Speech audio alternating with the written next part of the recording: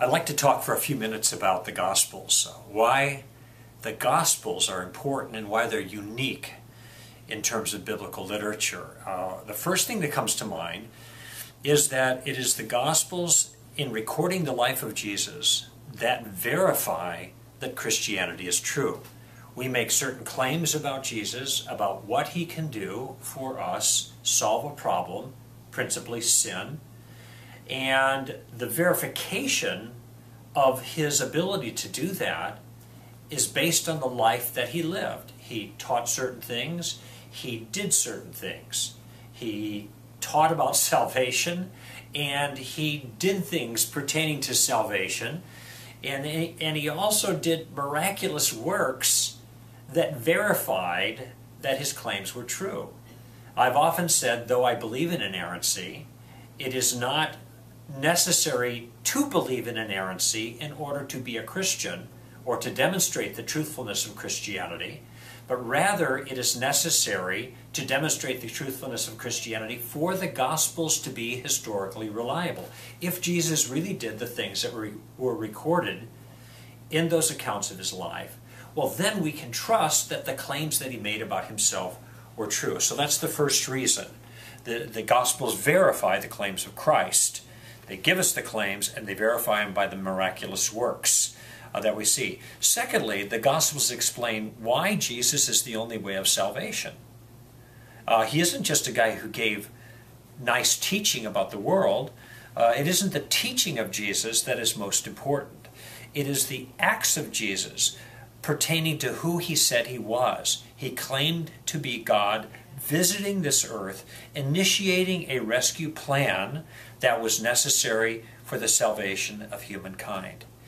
Apart from the Gospels, we have no accounting of why Jesus is necessary. We have explanation, of course, by the other letters, but they trade on what happens in the Gospels. So that's the second reason why the Gospels are so important. Here's the third reason. The beginning of the Gospel of John says that nobody has seen God but the only begotten God, the one of a kind, the incarnation, Jesus, he has revealed the Father. So there is a sense in which we go to the Gospels to get the clearest characterization of what the Father is like. Not just in the words of Jesus himself, but in the actions of Jesus, in his behavior, in the way he relates to us, and the things that he does in response to great human need. We learn about the Father from Jesus. Without the Gospels, we don't have that characterization of what the Father is like. Here's another reason. A lot of people have these wristbands that said WWJD, what would Jesus do? Well, these were guides to behavior. We ask the question, well, what would Jesus do in this circumstance? And then this helps us to know what we should do. Well, we can't know what Jesus would do unless we know what Jesus did do. We can only answer the question about his behavior in a circumstance here if we have a sense of how he responded to similar circumstances in the past. That is, we can't answer the question WWJD unless we're students of his life, and that life is in the Gospels.